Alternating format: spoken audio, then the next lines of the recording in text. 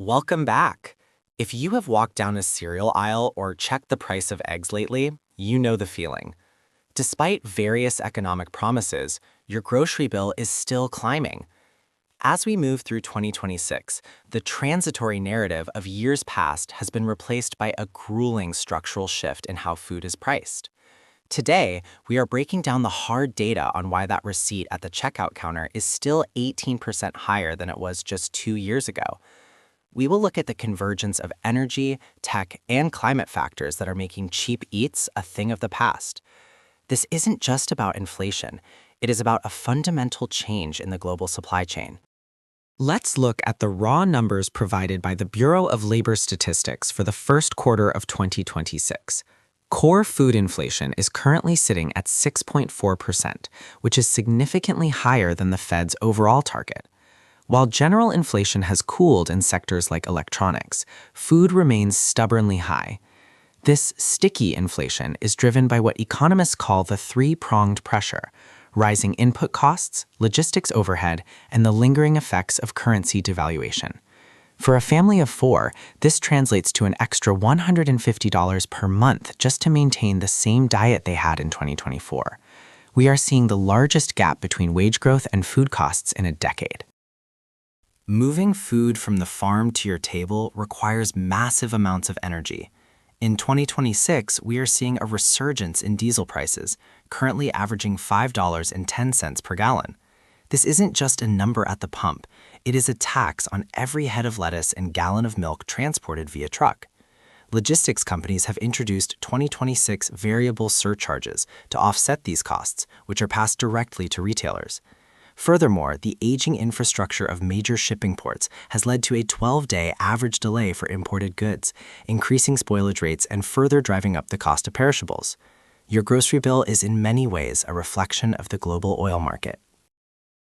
Agriculture has always been at the mercy of the weather, but 2025 and early 2026 have seen unprecedented volatility. Major grain-producing regions have faced a dual threat season of extreme drought followed by unseasonable flooding. As a result, global wheat yields are down by 12%. This shortage has triggered a domino effect across the food industry, impacting everything from bread to livestock feed. When the cost of feed rises, the price of beef and poultry follows shortly after. We are no longer looking at seasonal fluctuations. We are witnessing a permanent shift in agricultural output capacity due to these shifting climate zones.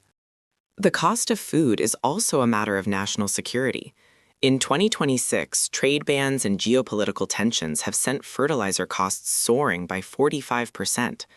Because the global market for nitrogen and potash is concentrated in a few key regions, any diplomatic friction immediately impacts the soil in the American Midwest. Farmers are being forced to choose between lower yields or higher-priced fertilizers, and in both scenarios, the consumer pays the price.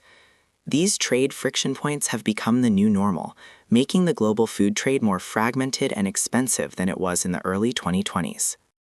There is a massive labor paradox happening right now.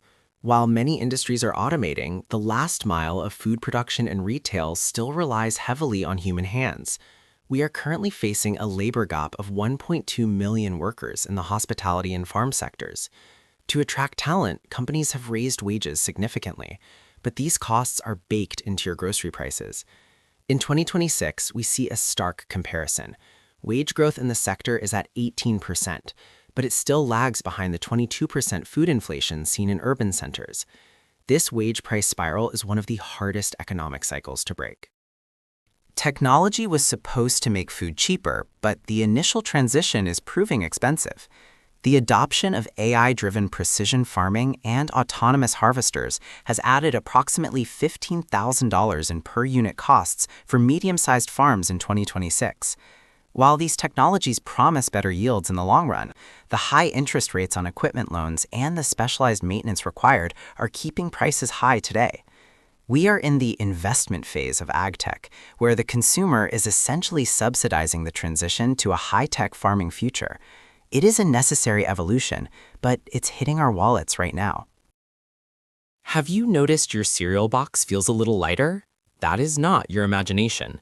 In 2026, shrinkflation has reached a peak, with pocket sizes reduced by an average of 10 to 15% across major brands, while prices remain the same or increase. Manufacturers are also turning to skimpflation, replacing high-quality ingredients with cheaper alternatives to maintain margins. For example, a premium pasta sauce might now use more water and thickeners than actual tomatoes.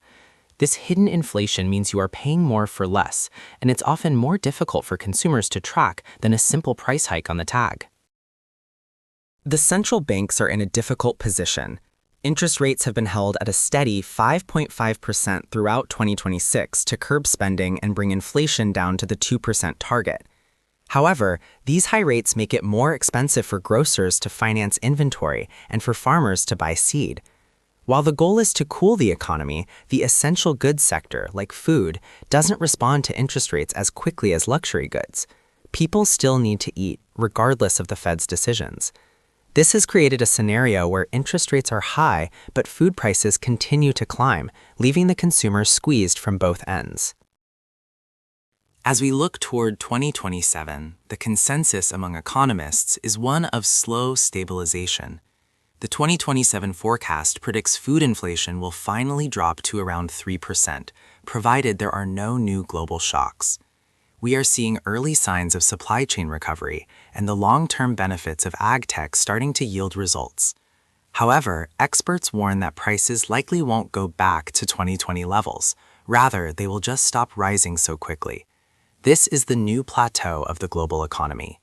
Staying informed and adjusting household budgets is the only way to navigate this transition. Thank you for watching our 2026 economic update.